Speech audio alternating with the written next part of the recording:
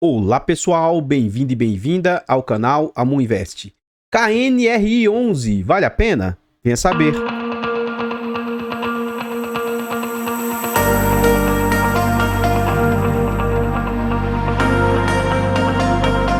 Então, pessoal, antes da gente saber mais a respeito desse fundo imobiliário, eu gostaria de pedir humildemente, por favor, deixa o like no vídeo e comenta para nós. E aí, você conhece esse fundo imobiliário? Você já faz investimentos na bolsa?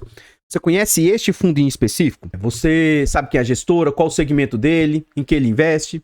Comenta que seu comentário é muito importante para o crescimento e desenvolvimento do canal. Compartilhe esse vídeo com as pessoas que você conhece, nos ajude a levar conhecimento e educação financeira a mais pessoas. Like, comentário e compartilhamento é de graça, não custa nada e vocês vão nos ajudar imensamente. Temos o objetivo de tentar alcançar 10 mil inscritos. Se quiser nos ajudar nessa meta, se inscreva no canal e ative o sino para ser notificado de todos os vídeos. Será que a gente chega a 10 mil inscritos até o final do ano, até o meio do ano? Será? Vamos lá. Temos também a opção de membro, pessoal. Tá gostando do canal e quer nos apoiar financeiramente? Clique no botão azul de Seja Membro, de aderir e saiba mais. Tornando-se membro, você vai estar apoiando o canal, mas também, tornando-se membro, você vai fazer jus a vários benefícios exclusivos. Principalmente, você tem acesso antecipado a vídeos, você participa do grupo fechado do Telegram, você tem preferência quando pede um vídeo, na medida do possível a gente tenta atender rapidamente os membros aí, tá? Então, gostaria de agradecer imensamente aos últimos membros, Maurício, Luke, a Carla, tá? Muito obrigado e também a todos os membros.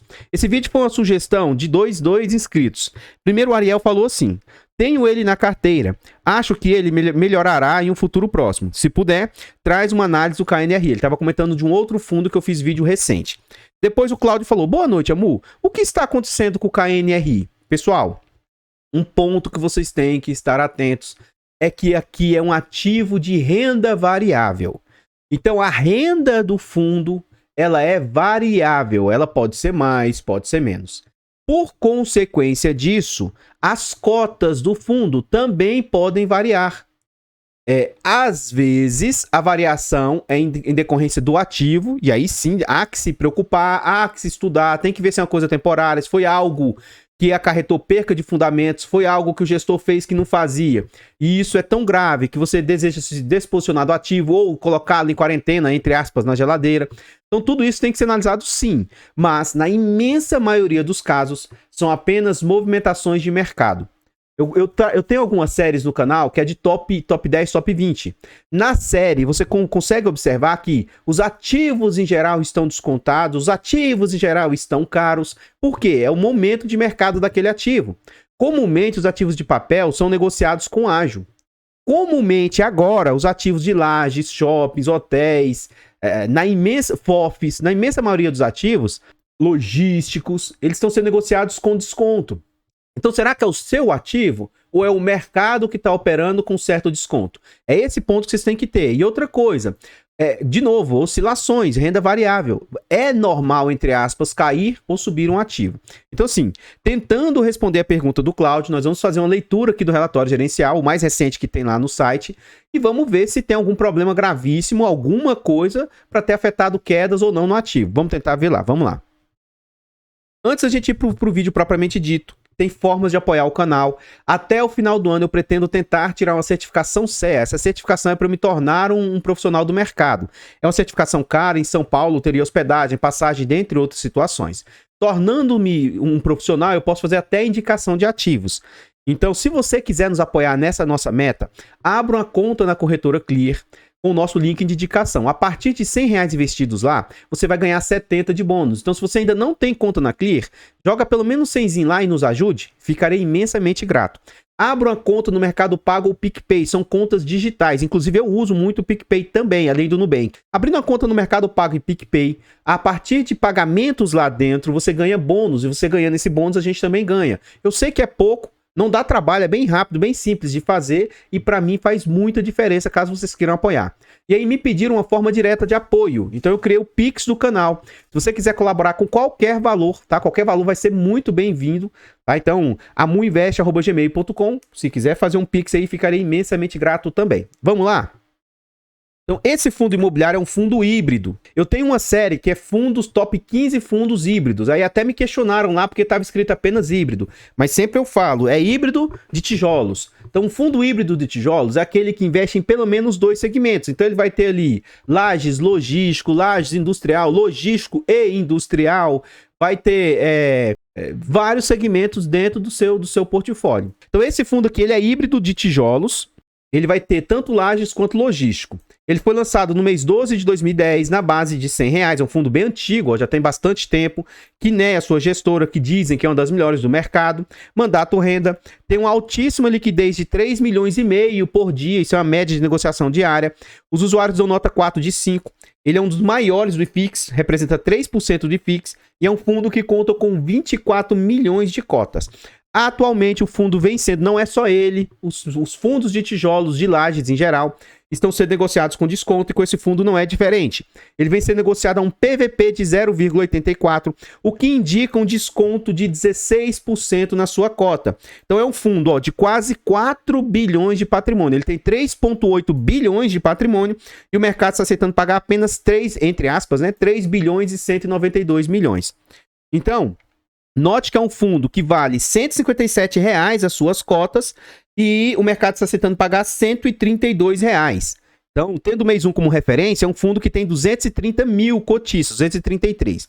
Então, vamos lá. Primeiro ponto que eu quero falar para vocês. Esse fundo foi lançado na base de R$100 lá em 2010. Então, vamos fazer uns cálculos grosseiros. 2010 para 2022 são final de 2010, então vamos considerar apenas 11 anos. Porque vamos supor que é como se fosse início de 2011, e aí 2021, 10 anos. Então vamos pôr 11 anos mais ou menos de existência desse fundo, exageradamente. Vamos supor que a inflação média seja, que é o que eu digo, mais ou menos, de 6%. 6% vezes 11 anos. Não é assim que faz, tá bom? Isso aqui é um cálculo grosseiro. Aqui a gente teria que usar acumulado do período e etc. Mas o que eu tô querendo dizer? Em média, a inflação no período foi de mais ou menos 66% a 70%. Por que eu tô dizendo isso? Com base 100, para esse fundo recompor a inflação, as suas cotas deveriam estar orbitando na casa de 160, 170 reais. Note que não está orbitando. Hoje as cotas estão na faixa de 157 reais. Mas note que sim, esse fundo operou, assim, eu tô falando tudo próximo, tá? Um valor aproximado. Esse fundo teve uma valorização das suas cotas no decurso do tempo, o que, se não recompôs a inflação, ajudou muito a recompor a inflação. Por que eu digo isso? Fundos de papel, que eu gosto muito, inclusive, eu gosto de investir bastante em fundos de papel, eles vão estar, desde a época que eles foram lançados, ele não vai ter valorização das suas cotas. Eu fico vendo pessoas iludidas porque um fundo está com ágio, um fundo de papel, achando que aquilo vai se manter. Com o passar do tempo, inevitavelmente, esse fundo vai voltar ao próximo ao seu VP. Não tem como ele se sustentar acima do seu VP. Não tem, sabe? Não tem lógica isso. E o ponto é que ele não valoriza as cotas. Ele não tem valorização das cotas. Então, você tem a inflação adiantada no recebimento dos seus rendimentos. Já um fundo de tijolo, não. Aqui é uma prova de que sim, esse fundo, por exemplo, ele recompôs, se não todo, uma boa parte da inflação. Contudo, esse fundo paga rendimentos desde que ele foi lançado. Quando você coloca os rendimentos mais a valorização da cota, esse fundo, sim, ele é um fundo que protege da inflação, é um fundo que, quando você põe valorização da cota mais os rendimentos, no geral, os dois dá um bom yield acumulado. Então, assim, apesar de eu, por exemplo, não gostar desse fundo, que para mim ele tem um rendimento baixo e tudo, mas, poxa, você tem que entender que é um fundo que recompõe a inflação. Fique atento a esse valor que está sendo negociado atualmente de 132, que a gente vai ver à frente, ó. A gente vê o quanto o fundo está sendo negociado atualmente. Está sendo negociado a 132, se atente a isso. Ele ainda teve um fosso, uma queda um pouquinho maior de 127, e ele chegou muito próximo ao seu VP 158. O que a gente observa? Ele não é desde lá nessa faixa, mas a gente vai traçar aqui como se fosse o PL do fundo aqui, o patrimônio do fundo, 154. Então, o que você observa? 2017 era um momento de crise no mercado de fundos imobiliários. 15, 16, 17, não estava muito fácil as coisas, não. E a gente observa que esse fundo, por diversos momentos, operou acima do seu patrimônio, acima do seu PL. Aí vem alguns momentos de crise, ele cai um pouco abaixo do seu patrimônio, mas ele sempre é negociado ali próximo. Vem o final de 2019, um momento que todo mundo ficou otimista em excesso, e esse fundo chega a atingir um pico de R$200. Você acha que ele vai voltar esses R$200? Não, não tão próximo. Mas sim, que ele deve operar nessa faixa de R$160, R$170. Eu acredito que quando se voltar à normalidade, ele vai operar nessa faixa sim, eu acredito. Agora, o que a gente observa? Vê o momento pandêmico, as suas cotas são alçadas a R$132, um momento que todo mundo estava altamente desesperado, as cotas são alçadas a 132. O fundo rapidamente recupera-se, começa a ser negociado a patamares aqui, ó, de 160, 170. Só que aí, como todo o mercado em 2021, a partir de janeiro, fevereiro, março, abril, a partir dessa data mais ou menos, começam as quedas do fundo. Em novembro, que foi uma problemática para todo o mercado, esse fundo atinge um patamar abaixo do momento pandêmico, 127. E atualmente esse fundo está girando na faixa do momento pandêmico. Então assim, novamente, não tenho esse fundo, eu prefiro outros, mas esse fundo está orbitando agora no momento que dificilmente alguém teria oportunidade de comprar. Tá? Porque comumente esse fundo é negociado acima do seu VP ou próximo ao seu VP.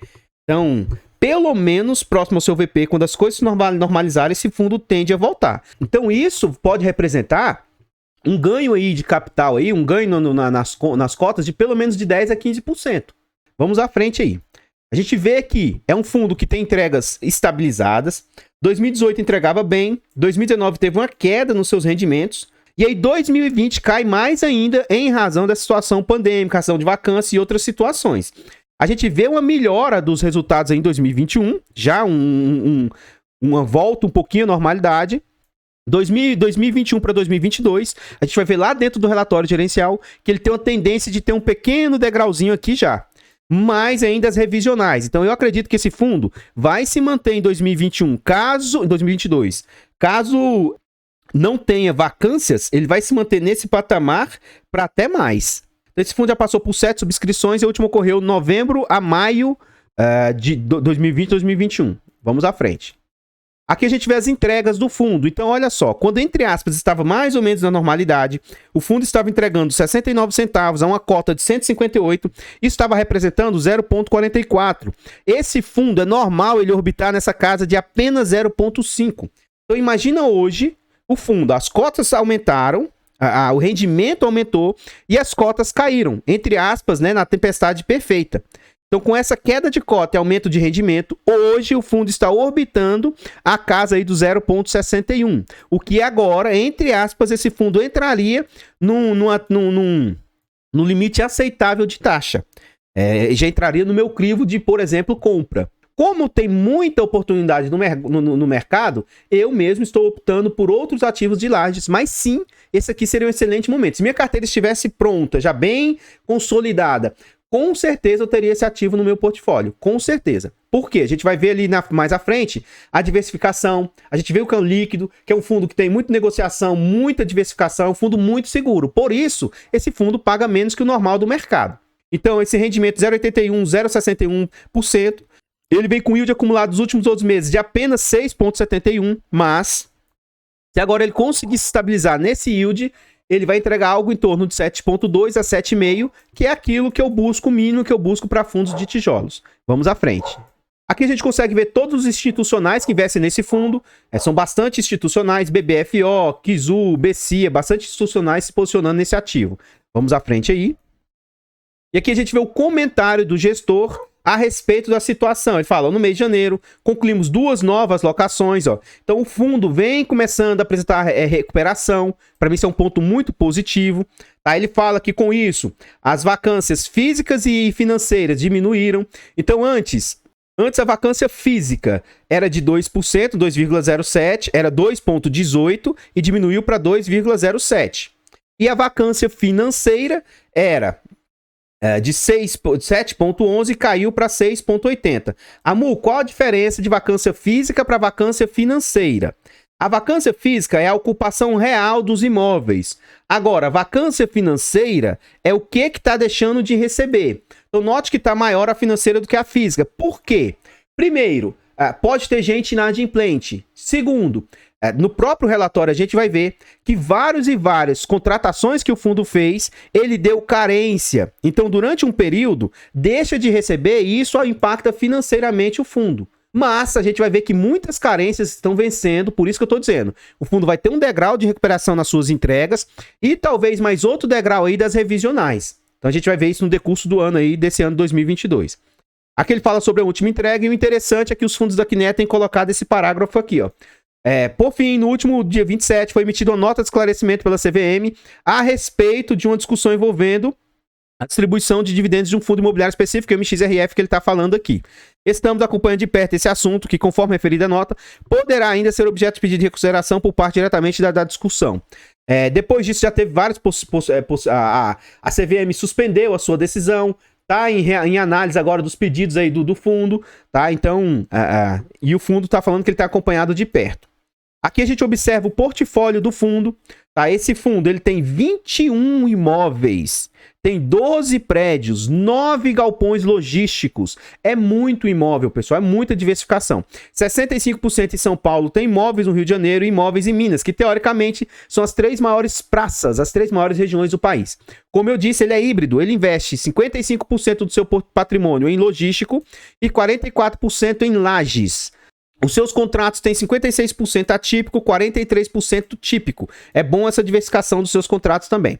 60% é indexado a IPCA, 39% a IGPM.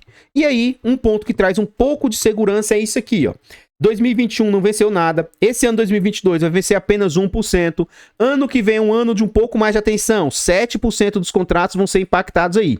E aí vamos ver se o fundo consegue fazer uma renovatória desses ativos ou, se não, se ele consegue recompor os possíveis pessoas que deixaram, os inquilinos que deixaram os imóveis, conseguem recompor rápido. Então, 2023, 2024 vai vencer 7 e 7. E aí o restante, a imensa maioria dos contratos, começam a vencer a partir de 2025, o que traz segurança. Como eu disse, tem revisionais aí, ó. Então, o ano passado teve 11%. Esse ano vai ter mais 11% de revisionais. Então, isso aqui incide essas correções aí, caso não tenha negociações e descontos dados, tem uma probabilidade de ter um aumento nos contratos do fundo aí, tá bom? 2023, que ano que vem, vai ter mais 15% e 20% em 2024. Vamos à frente.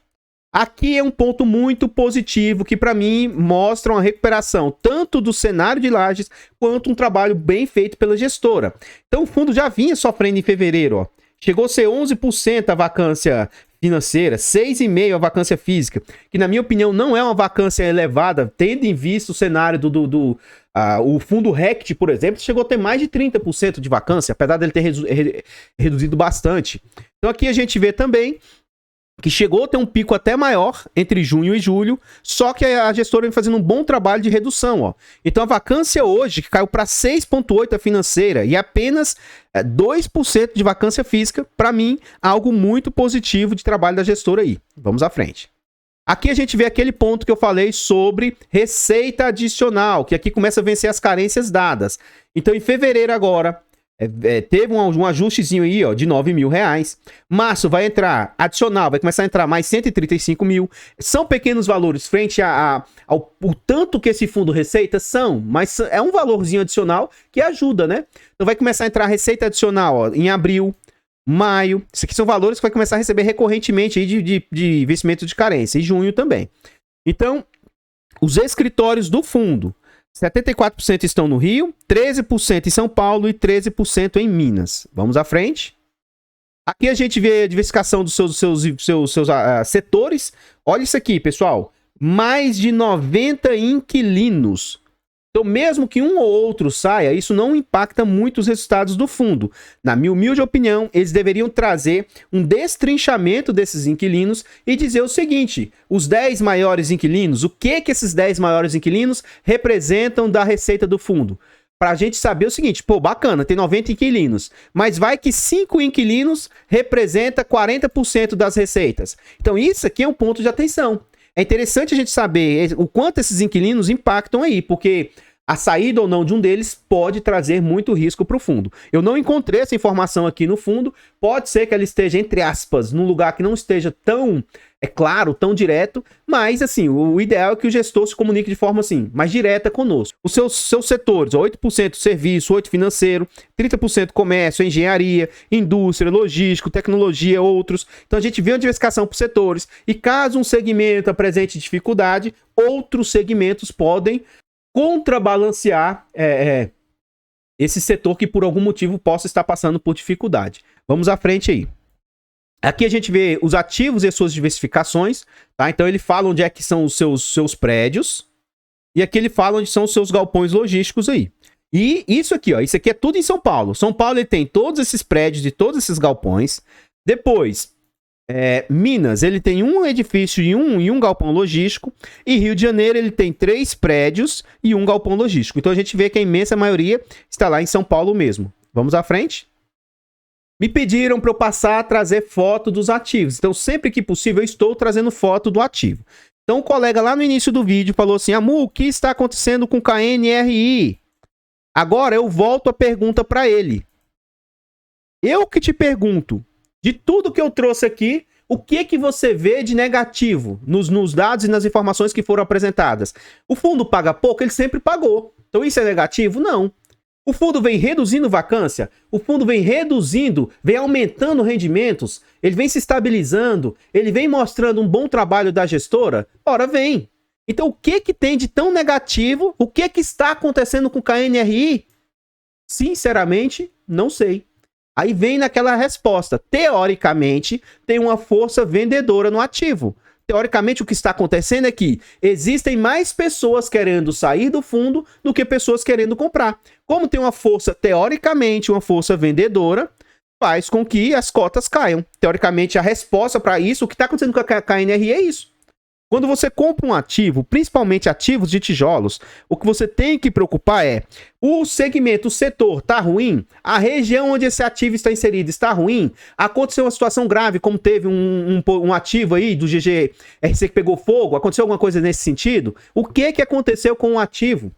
É isso que você tem que se preocupar.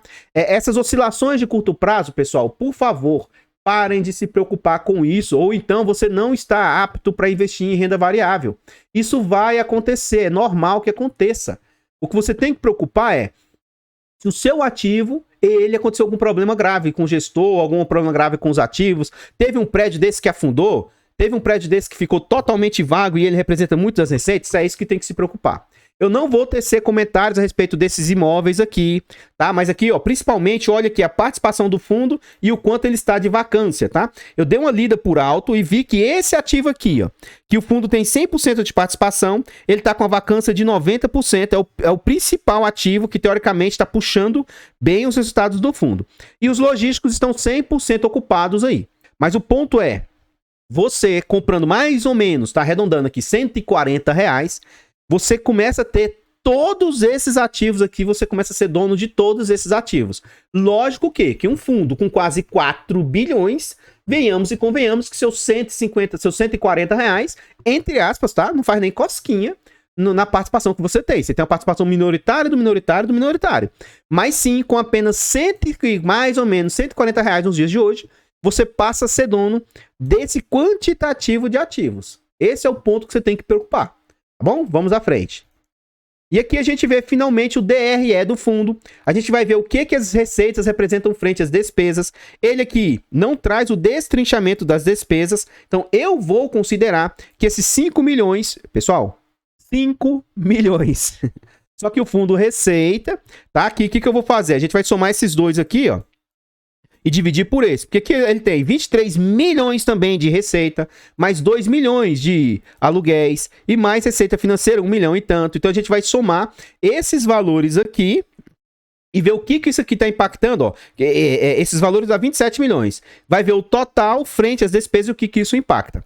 E depois vamos ver janeiro, que é mais atualizado. A gente vai ver o que essas despesas representam frente às receitas, que são esses 3 valores aqui. Tudo bem? Vamos lá, ó. Primeiramente, eu vou somar esses 3 aqui, só que ao invés de eu somar os 3, eu vou fazer isso aqui, ó. 22.159 mais 5.032, ó. Então, porque assim, se eu somo esses 3 e tiro esse, dá 22. Então, basta eu somar aqui. 27.191. Então, ó, 27, esse aqui vezes 100, dividido por 27.191. Em dezembro, as despesas representaram... carinho, hein, Quineia? Representaram 18,5%. Eu não falei sobre isso, mas o fundo cobra de taxa 1,25% de taxa aí e não tem performance. Mas esses 1,25% estão representando 18%? Carinho, hein? Acima dos 15%, que eu reputo ser saudável e reputo ser aceitável. Vamos ver se em janeiro deu uma melhoradinha nisso aí. O ideal seria se o fundo trouxesse o acumulado dos últimos 12 meses, que a gente teria uma noção melhor e maior sobre isso, né? Mas como ele não traz, vamos ver aí. A gente vai fazer a mesma coisa. 20,113 mais 3,625. Então dá 23,738. 3,625 vezes 100. Dividido por 23,738. Então note que em janeiro as despesas começaram a ficar dentro de mais ou menos aquilo que eu acho aceitável. Então, sim, se você se interessar por esse ativo e você também concordar com essa ideia que o máximo que o gestor pode receber é 15%, o que eu aconselho é que você veja todos os últimos relatórios gerenciais do fundo para ver como que se comporta na média as taxas cobradas. Então, um pelo outro aqui, a gente está vendo que as taxas estão orbitando 16 a 7,5, baseado nos últimos 2 meses. Tem que ver se ele fica mais na faixa dos 15 ou dessa faixa dos 18. Enfim, né? Vamos à frente aí. Então, pessoal, o que eu tinha para trazer a respeito do KNRI são somente essas informações. Por favor, deixa o like no vídeo e comenta para nós. E aí, você gostou das informações trazidas? Para você que está em dúvida, o que está acontecendo com o fundo? Deu uma melhorada, deu uma explanada melhor? Você é um dos investidores nesse fundo? Eu confesso que se as taxas estivessem um pouquinho mais controladas e se eu tivesse com minha carteira mais pronta, mais madura, é um ativo que, desde que ele estivesse dentro do limite dos 15%, eu teria tranquilamente no meu portfólio, sim. Por favor, comenta aí, compartilha esse vídeo com as pessoas que você conhece, nos ajude a chegar a 10 mil inscritos, torne-se um membro, 10 centavinhos por dia, não vai apertar vocês, mas pra gente faz muita diferença. Muito obrigado, Ariel e Cláudio, pela sugestão de vídeo. E, por favor, abra uma conta na Clear, PicPay, Mercado Pago, ou faça uma doaçãozinha de Pix de qualquer valorzinho. Isso vai ajudar imensamente. Eu vou ficando por aqui e eu espero encontrá-lo nos próximos vídeos. Tem muita informação interessante aqui nos slides, viu? Fiquem todos com Deus, tenham um bom dia, uma boa tarde e... fui!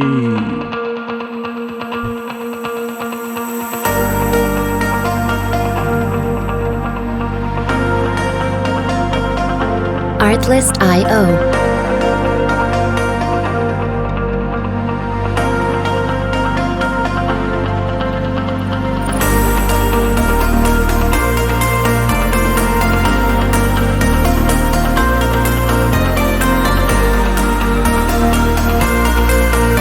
Music licensing reimagined.